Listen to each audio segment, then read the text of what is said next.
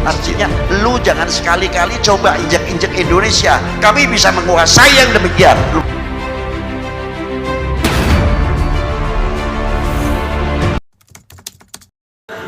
Dan saya hormati Bapak Menteri Agama dari Bapak MUI dan Bapak Gubernur atau yang mewakili, dan putra sahabat kami Mbak Yeni, Mbak Lisa, dan para hadirin yang tidak bisa saya sebutkan satu persatu. Maaf, tidak berarti kita mengurangi hormat takdim kita kepada para beliau. Pada siang hari ini menjadikan satu kebanggaan dan yang luar biasa untuk kita semuanya, di mana letak kebanggaan mestinya menjadi toladan untuk wilayah per wilayah mampu mengadakan kebinekaan seperti hari ini. Tidak harus Kapolda atau Kodam kemarin, mestinya harus tumbuh, akan memberikan satu pencerahan di mana setiap Kapolres yang ada di Jawa, Sumatera dan lainnya khususnya memberikan satu mercusuar, dipandang dari beberapa sudut. Tadi sudah diterangkan dari sisi agama oleh Bapak Marsudi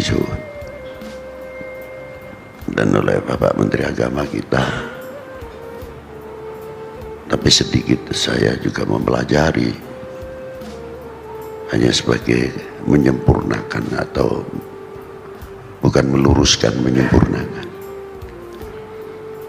Mengapa sekarang ini nasionalisme kok merosot? Mau diakui atau tidak? Merasa memiliki handarbeni kepada republik ini yang di backup, yang dibentengi oleh kekuatan agama masing-masing sebagai benteng-benteng yang kokoh. Apakah tidak mengkhawatirkan apa selaku bangsa kalau sudah melentur merosot, merasa handarbeni memiliki kepada republik ini? Dan sejarah-sejarah perjuangan, sejarah peleluhur, sejarah pendiri bangsa ini, saya terkadang bertanya kemana beliau-beliau itu. Setiap anak apabila taatnya kepada kedua orang tua luar biasa,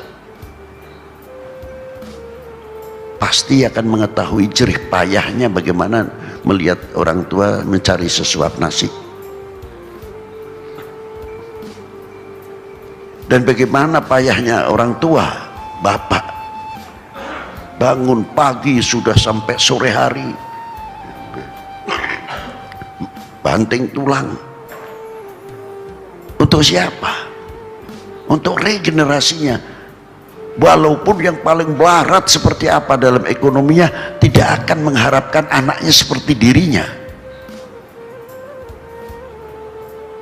Untuk mampu menjawab tantangan umat, tantangan bangsa, karena orang tua seperti kita ini selalu introspeksi.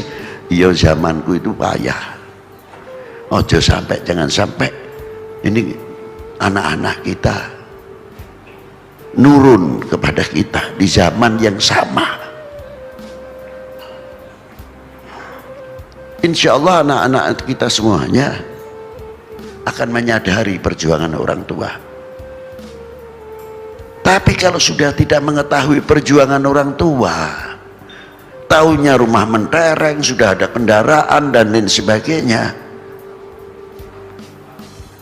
ya kita tuh terkadang bingung sendiri. Bagaimana bangsa ini? Bagaimana republik ini yang saya tanyakan? Apa sekonyong-konyong merah putih itu hanya berkibar kehendak sendiri saja? Satu butir nasi saja yang andil itu bukan satu tangan. Guru saya itu kalau mau makan pakaiannya rapi, kayak mau pergi saja, walaupun sederhana. Lalu saya laku muridnya, saya bertanya, tapi saya minta dididik. Pertanyaannya, Yai, terus pundi toto kromone tiang dahar, gimana Yai adabnya orang makan? Saya minta diajari. Lalu guru saya mengatakan, Beb, ini sebutir nasi ini ratusan tangan yang andil, Beb. Kalau begitu jatuh saja saya ambil, karena saya tidak mampu menciptakan setengah butir nasi saja, tidak mampu, apalagi satu butir. Jadi saya berpakaian begini ini hormat kepada si pemberi rezeki, itu hebatnya. Lalu kalau sudah menghormati kepada pemberi rezeki, yang muncul syukur, yang muncul akhlak, yang muncul adab. Mau nyalahkan tidak bisa. Itu adab orang makan. Diambil. Sedangkan doanya mau makan saja mengundang toleran yang sangat luar biasa, menggunakan harful jama', tidak menggunakan mufrad dalam grammar. Artinya kami atau kita tidak menggunakan kalimat saya. Allahumma barik lana, ya Allah berkahilah kami atau kita semuanya, yang nyangkul, yang matun, yang sebagainya pertanian. Nah dari situlah andil-andil tangan banyak sekali. Sampai jadi nasi pun tidak cukup satu tangan. Jadi kalimat Allahumma barik lana fima rozaqtana ini wa qina adzabannar tidak hanya untuk di dunia saja, sampai di akhirat pun. Berkahilah kami semuanya rezeki yang engkau berikan kepada kami, dan jauhkanlah dari api neraka. Jangan sampai di dunia ini kita menerima rezeki dari Allah untuk dimanfaatkan yang tidak manfaat. Hidup ini tidak berarti. Itu doa, dalam doa makan saja sudah begitu hebatnya. Bagaimana republik ini, saya mau tanya. Bagaimana agama ini dikira wali-wali itu cuma satu? Ada wali 9, ada regenerasi walinya. Pejuang-perjuang, coba kita tidak pernah, mungkin ada yang banyak menguak sejarah-sejarah seperti contoh suri toladan yang luar biasa. Kalau kita mau mempelajari peristiwa Daha Singosari kayak apa, mengapa pecah, yang sudah dibina pada waktu itu menjadi Singosari. Singosari turunan Ken Arok, Daha turunan Wong Ateleng, satu ibu lain ayah, tapi bertikai terus. Akhirnya diambil kesempatan dalam kesempitan oleh bangsa lain menekan Singosari. Terpaksa dituruti oleh Singosari, tapi dengan syarat pukul dulu Daha. Tidak tahu disapu lidi dari belakang oleh Singosari. Ini diambil pelajaran yang paling termahal oleh Gajah Mada pada waktu itu. Apa diantaranya? Sumpah Palapa, menguasai dari Madagaskar, Sri Lanka sampai Indochina. Apa tujuannya? Kita hanya memaknai aja, mengetahui bahwa itulah hebat Gajah Mada, tapi saya artinya lain. Karena Gajah Mada mempunyai satu sejarah yang luar biasa. Bagaimana pada waktu Singosari diancam oleh luar pada waktu itu, maaf jangan diartikan nyindir, Gajah Mada berangkat dengan kata bahasa perilaku, bukan bahasa mulut. Kalau kita terjemahkan, kamu baru nyoba masuk Singosari, kami telah masuk dari Sri Lanka, Madagaskar sampai Indochina. Artinya lu jangan sekali-kali coba injak-injak Indonesia, kami bisa menguasai yang demikian luar biasa. Tapi kemana sekarang ini? Kita gembar-gembor kemana sekarang ini? Kalau kita kuat luar biasa, wah, ini benteng yang luar biasa untuk kita semuanya dalam mengganjal segala bentuk yang tidak kita inginkan. Tapi bukan kekerasan, tapi ketauladanan yang akan kita pasangkan. Saya kagum terhadap Kanjeng Sunan Kudus. Apa di antaranya? Pada suatu ketika, kalau Idul Adha ini biasanya kita saudara muslim tidak terlepas yang mampu memotong sapi-sapi, kerbau-kerbau, kambing-kambing yang di Timur Tengah unta. Tapi Kanjeng Sunan Kudus di Kudus berhadapan dengan yang lain. Yang harus kita junjung, harus kita hormati.